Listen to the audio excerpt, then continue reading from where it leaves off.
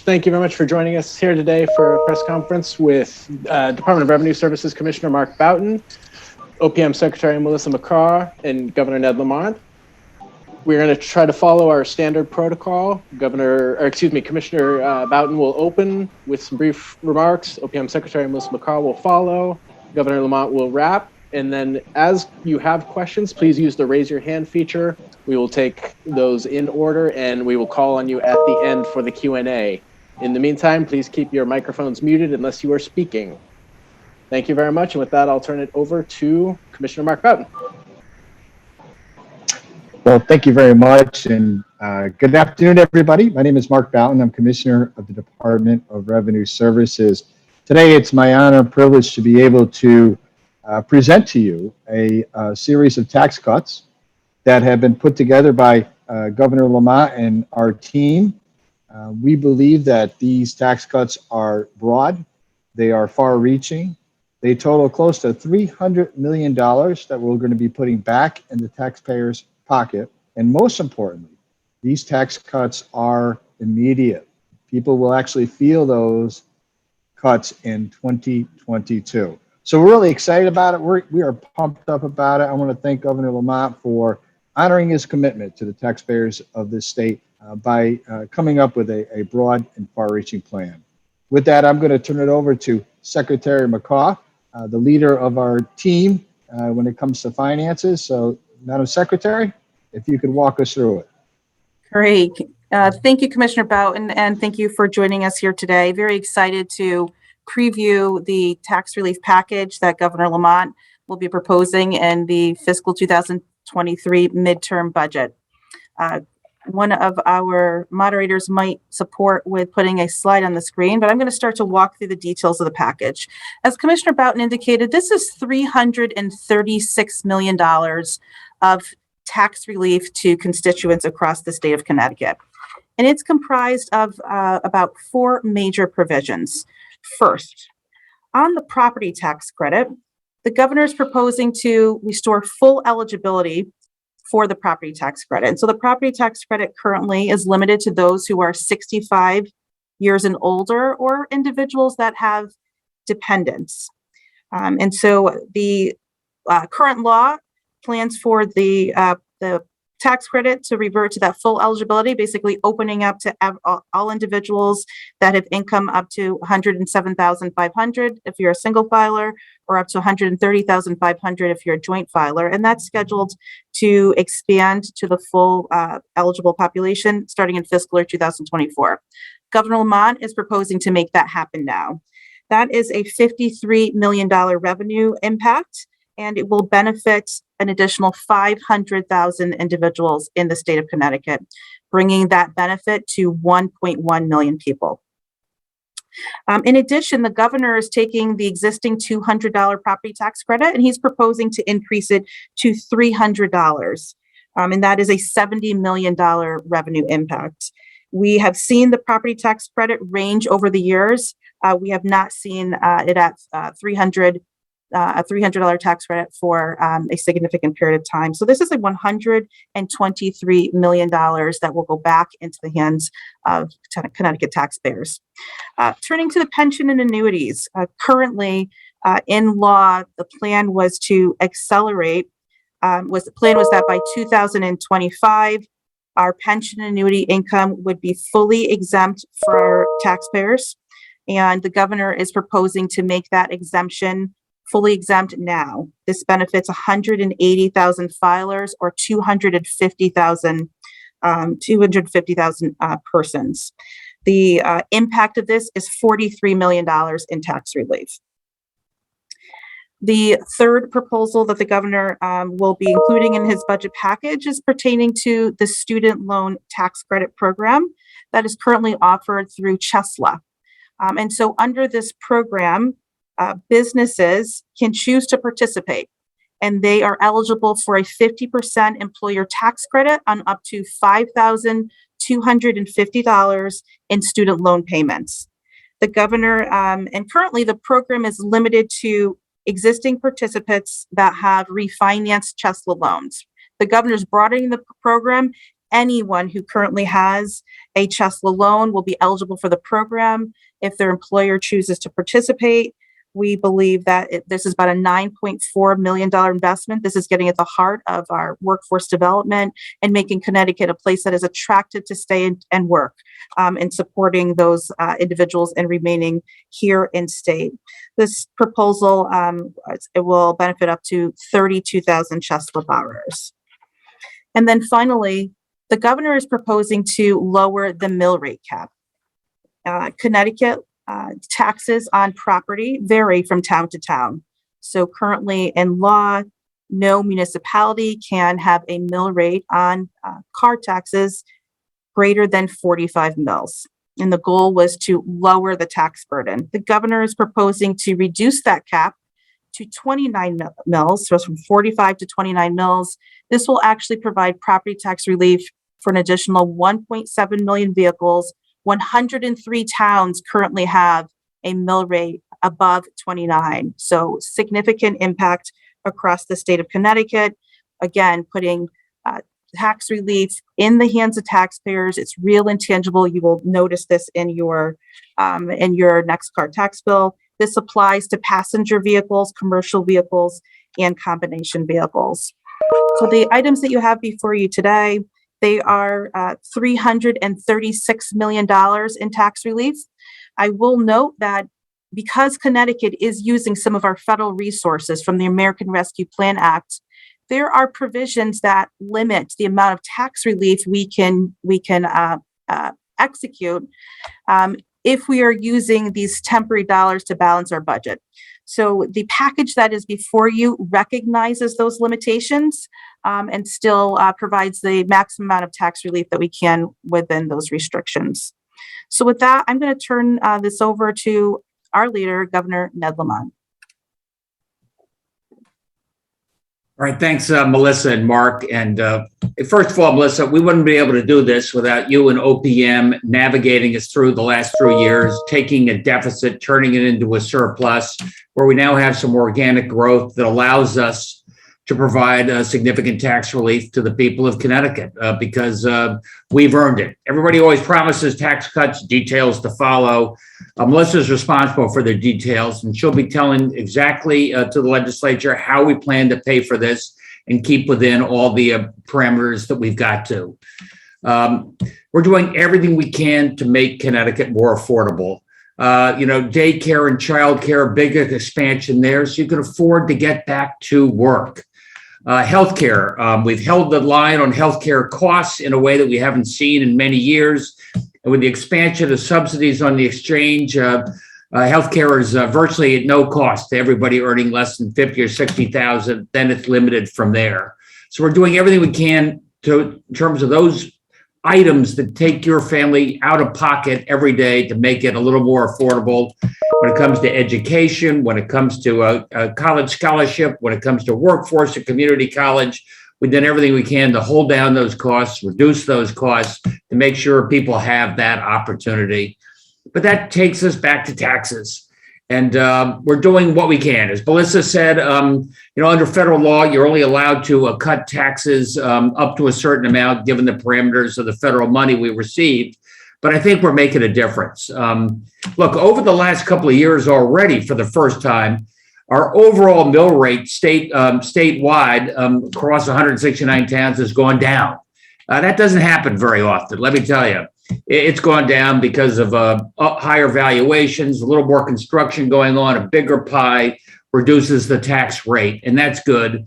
But we want to do more than that right now, and that's the property tax credit that you heard Melissa describe, expanding that to absolutely everybody, increasing the tax credit by about 50% from $200 to $300. The property tax is pretty relentless. You pay it in good times, you pay it in bad times. It particularly hits the middle class hard, and we're doing everything we can to mitigate that, as best we can. And on the lowering the mill rate, let me tell you what that means when it comes to cars. It's just insane the way it's set up right now that, you could have a Honda in Hartford and you're paying higher property tax on it than you are for a Hummer in Heartland or Harwington. And that's just the nature of the fact that you have a higher property tax rate in some of our cities than you do in other places because they don't have the same tax base. So thanks to Melissa and the efforts of our policy team, we're going to be able to significantly reduce that gap, represent a 30-40% cut in your car tax. And I'd like to think that that makes a significant difference. The final one up there you see on the screen is a student loan tax credit. I'm doing everything I can to make sure the best and the brightest are getting educated here in the state of Connecticut, stay in the state of Connecticut, and doing what I can to help out our businesses as well, especially the small businesses. So right now, if you're graduating from Connecticut school, you have a real incentive to stay here in Connecticut because you go to a Connecticut-based business and our tax cut says that we're going to give you a credit. I think it's up to $32.50 per year, 50% credit to our businesses that start to forgive your student loan.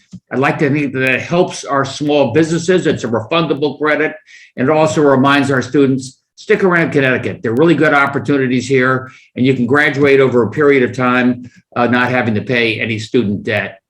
But Melissa, we wouldn't have been able to do it without your stewardship, managing us through these last 3 years. Look where we've come from $3 to $4 billion deficit to figuring out how we can appropriately invest our surplus, starting with tax cuts. And that's what you'll be presenting to all the appropriate committees starting probably tomorrow.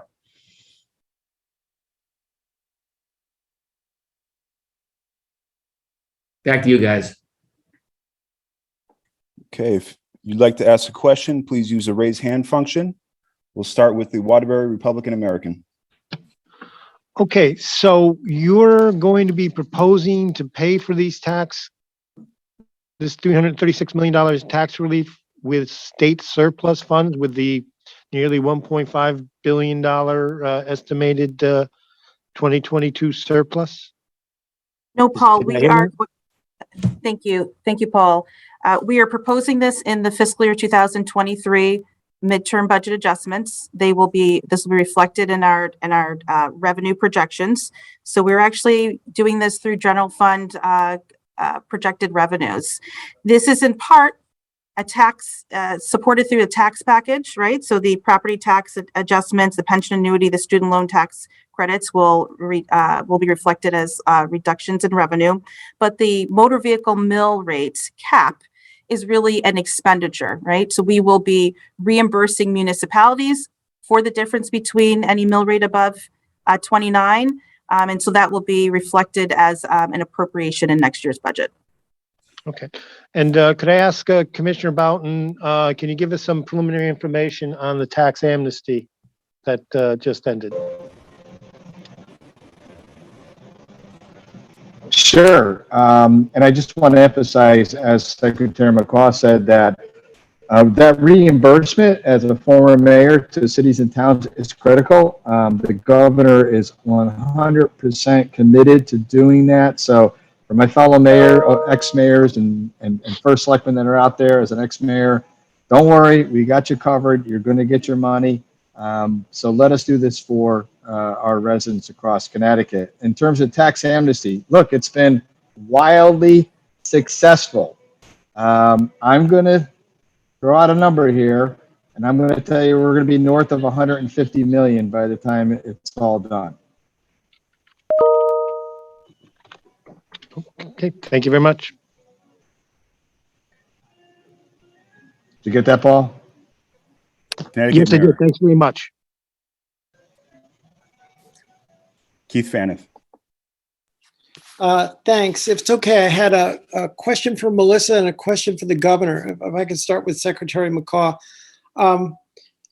Could you just clarify for me? I'm sorry, Melissa, I have two questions for you. The first one's just technical. Could you tell me what tax year the changes with pension and annuity would take effect? So it's going to be fiscal year 23, so income year 22. Income year 22. Okay. And just staying with you, Melissa, my follow-up, could you talk a little bit more about just how much flexibility we do or don't have to cut taxes and where you would see sort of the limit on what our annual tax expenditure would be because of the federal money? Because when the governor was before CBIA last month, he said he probably thought we were looking at maybe no more than 300 million in tax relief. Where do you see the limit as to what we can or can't cut?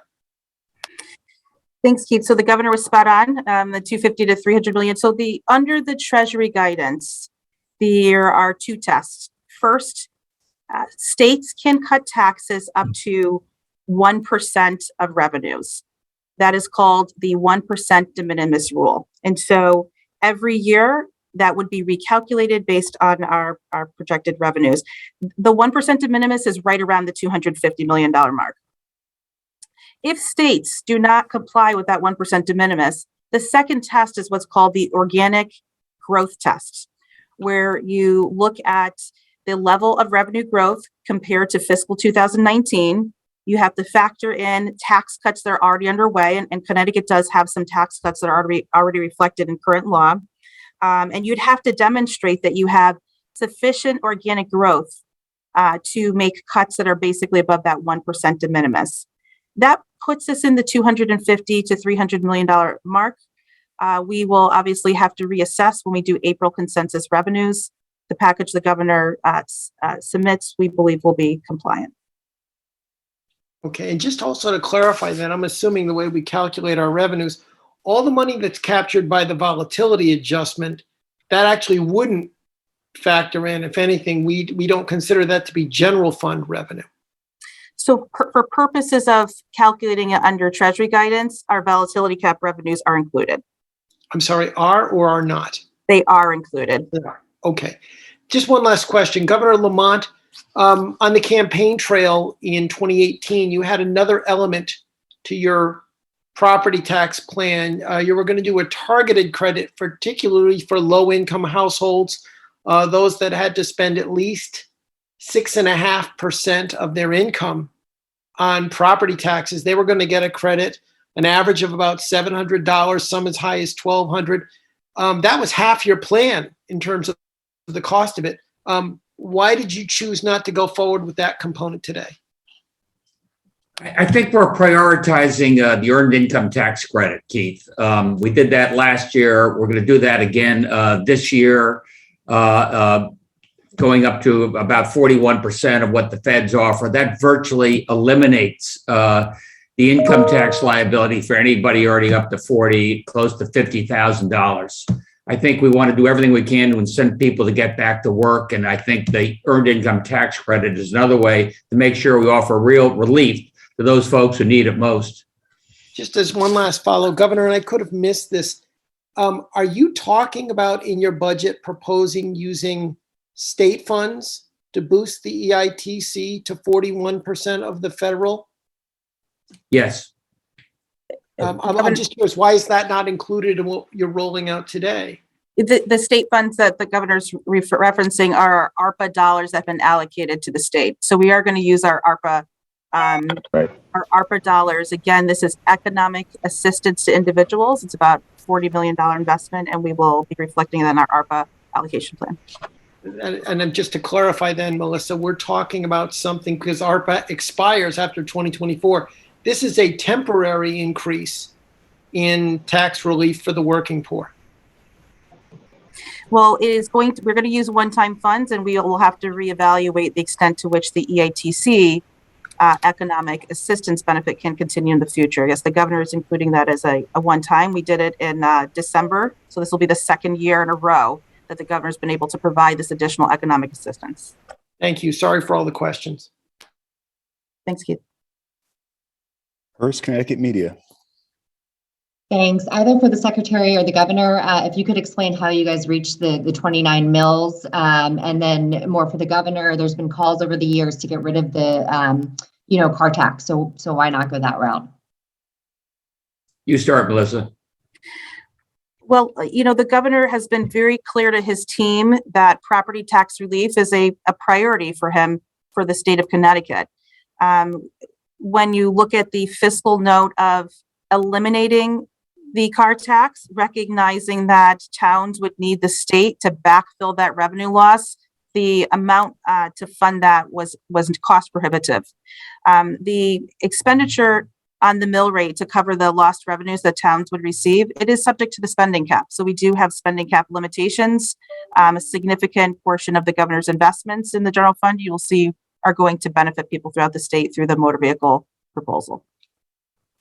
And I'm trying to provide tax cuts that are sustainable. I can, eliminate it, and then sometimes it comes back. You don't know what the revenues are going to be. I think we put in place a significant cut in the car tax that serves the vast majority of our people, makes it a lot fairer and equitable, and we'll see what we can do in the future.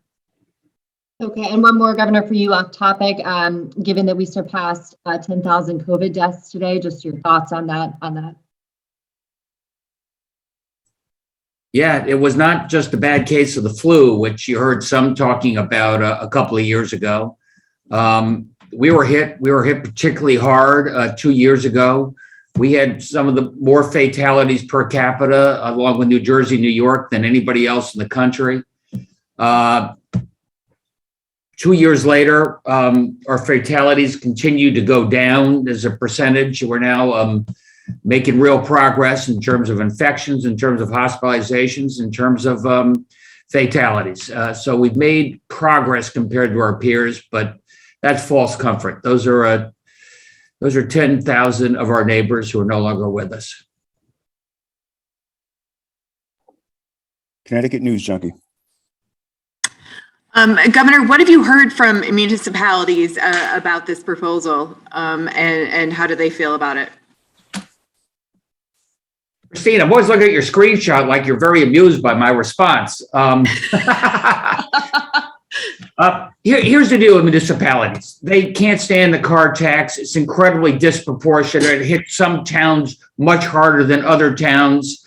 So I think they generally appreciate the direction we're going. They always worry, oh my God, what happens when the next recession hits? Are we going to be able to maintain where we are? And our hope is we're going to sure as hell try.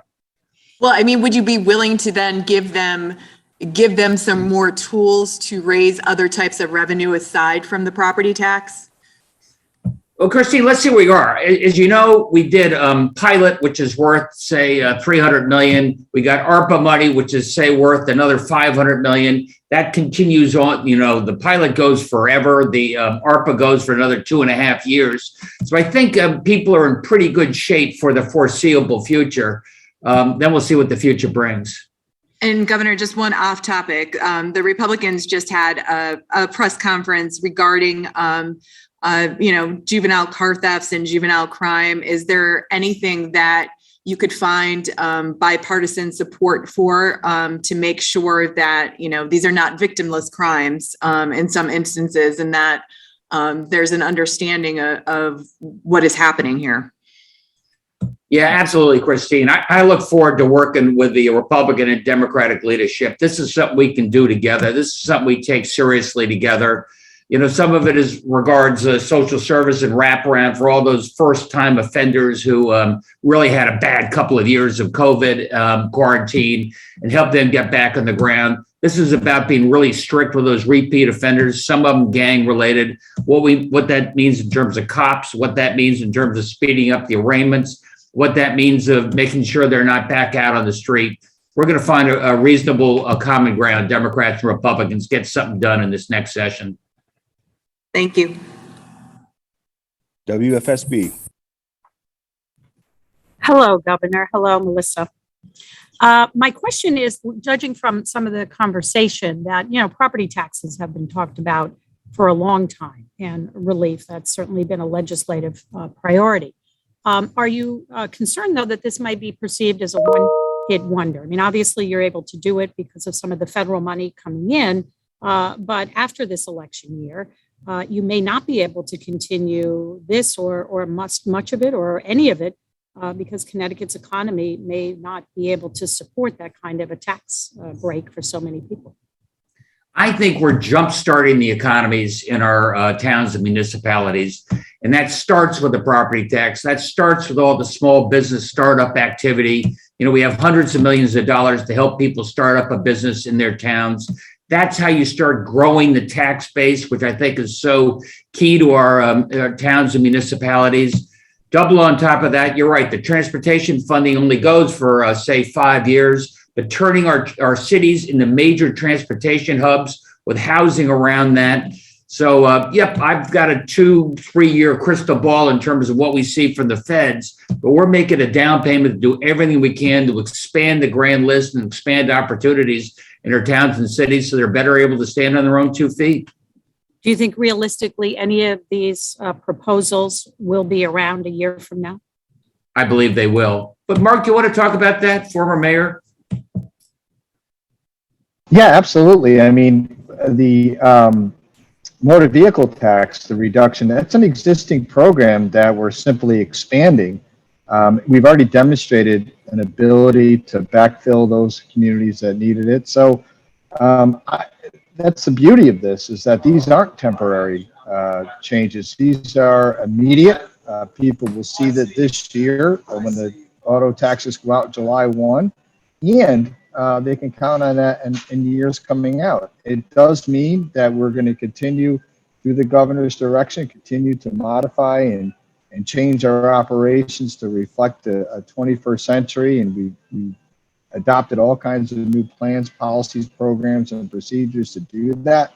So at the end of the day, we fully expect these to stay. These aren't temporary in any way, shape, or form, and they are immediate, which is tremendous for our residents who have suffered during the COVID crisis, who need access to capital. And don't forget that motor vehicle tax impacts commercial vehicles and combination vehicles. A lot of these are small businesses that are landscapers that are out there just trying to make a buck. And we're here to give them a helping hand so they can grow their business and pay more taxes eventually.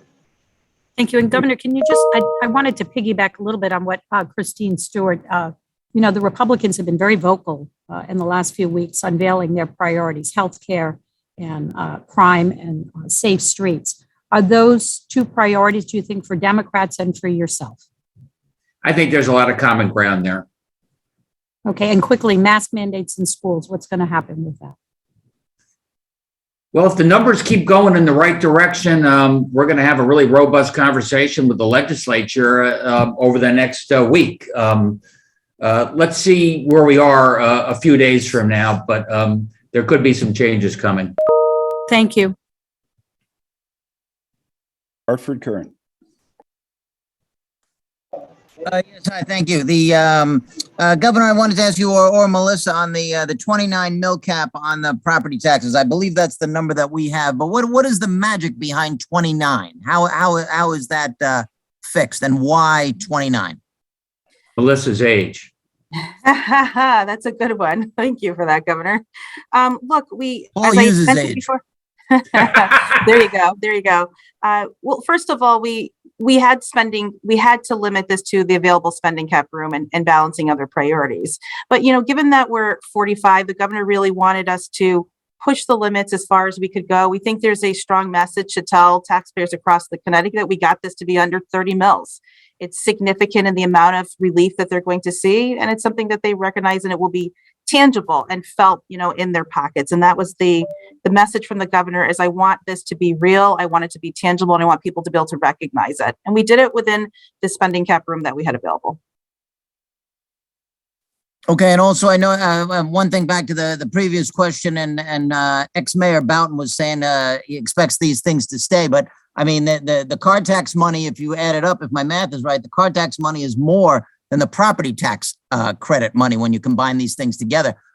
So in other words, Governor, how long is the sustainability of this? In other words, you're saying, okay, we're going to put it on the books, but what is the long-term sustainability of this? And Governor, why don't I start and then I'll tip it to you. Look, we saw significant improvement most recently in January with consensus revenues, that Connecticut's economy is very strong. We're outperforming in withholding, we're outperforming in sales and use tax. And we will then update in April, right? We recognize there was likely more revenue to be had in the current fiscal year. We were conservative to get us to April so we can see what tax filings look like. So if we continue on this trajectory, we do feel that these are sustainable adjustments that we can make in our tax policy. And it is for those reasons that the governor is very focused on stimulating the economy so they can be sustained. And that's in workforce, and that's in the student loan program, again, making an attractive place to live, and also in providing these benefits to our current residents of the state of Connecticut, so they feel that Connecticut is an affordable place to live. So the ARPA dollars and the policies the governors are putting in place are really geared to have that return that should continue to bolster our economy. So the progress we're seeing in revenues can continue. So, based on our first looks, we do feel optimistic that these are sustainable. You will also see the governor in his budget proposal reduce reliance on one-time revenues in fiscal year 23, again, making smart, fiscally prudent decisions to keep us on the right course. I think Melissa said it brilliantly. I'd only add, don't think about these as subsidies and what happens at the end. Think about these as investments that are going to help us grow the economic pie, create more growth and opportunity. So you look back in 2 years, you look back in 5 years, and we got a much expanding economic pie, and that's how we pay for these things going forward. Okay. Associated Press. Thank you. I had a quick question about how the mill rate cap would work. Would communities have to make like an annual pitch or a case for how much money they would want the state to backfill them? How would it work? So no, they don't have to make an annual pitch because municipalities by law are required to submit to OPM their grand list and their mill rate. So we have that information to calculate based on their grand list value and at their current mill rate. And by changing that to 29, what the actual tax revenue loss would be to those towns. We do that currently, and we would continue that and just factor in that it's a lower mill rate. And that is municipal aid that goes out throughout the state, and OPM administers that on an annual basis. Okay, great. Thank you. And various Republicans, Governor, have proposed sales tax cuts to help people deal with inflation.